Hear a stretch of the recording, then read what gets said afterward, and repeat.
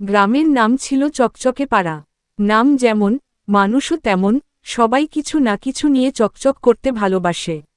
এই গ্রামের সবচেয়ে চকচকে চরিত্র ছিলেন মোস্তাক মিয়া। কারণ তার ছিল দুই বউ, ছোট বউ টুনি আর বড় বউ ঝর্ণা।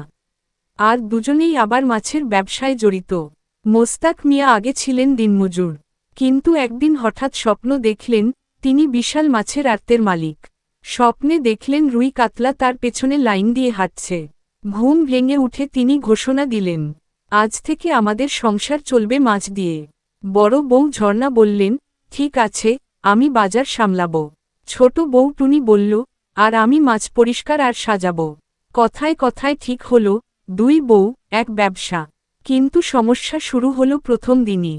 ঝর্ণা বাজারে গিয়ে হাঁক দিলেন, এই যে মাছ, এমন টাটকা মাছ, মাছও এখনও জানে না সে মরা।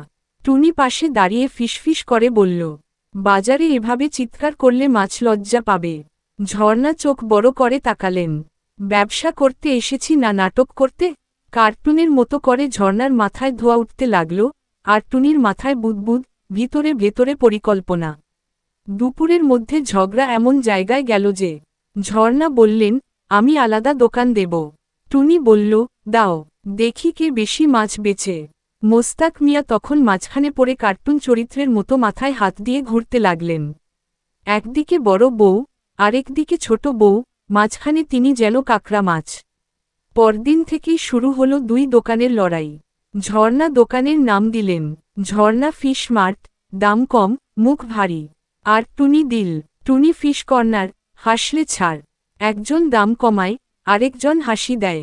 একজন বলে, এই মাছ রান্না করলে শাশুড়িও খুশি। আরেকজন বলে, এই মাছ খেলে জামাই একা বাসন মাজবে। গ্রামের মানুষ তো আনন্দে শেষ। প্রতিদিন বাজার যেন কার্টুন শো। কিন্তু মাছের ব্যবসায় শুধু হাসি দিয়ে চলে না। একদিন বৃষ্টি এলো, মাছ এল দেরিতে। ঝর্ণা আর টুনি দুজনেই টের পেলেন একলা লড়াই করলে লোকসান। সন্ধ্যায় বাড়িতে বসে মোস্তাক মিয়া বললেন, দেখো, তোমরা দুজন আলাদা হলে মাছ কমে, ঝগড়া বাড়ে। এক হলে লাভও বেশি, শান্তিও বেশি। ঝর্ণা চুপচাপ বললেন, আমি একটু বেশি রাগী। টুনি মাথা নিচু করে বলল, আমি একটু বেশি চালাক। দুজন একসাথে হেসে ফেললেন। সেই হাসিতে যেন পুরো পুকুর ভরে গেল। পরদিন আবার এক দোকান। নাম রাখা হল দুই বউ এক মাছ মাছ। ঝর্ণা সামলান হিসাব আর দরদাম। টুনি সামলান সাজানো আর ক্রেতাদের হাসি। মোস্তাক মিয়া, তিনি শুধু বসে বসে বলেন, এই মাছ সংসারের শান্তির প্রতীক। কয়েক মাসের মধ্যে তাদের দোকান গ্রামের সেরা হল।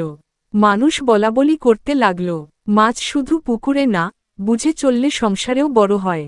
আর মোস্তাক মিয়া মনে মনে ভাবলেন, স্বপ্নে মাছ এসেছিল ঠিকই, কিন্তু আসল লাভ হল দুই বউ একসাথে হওয়া।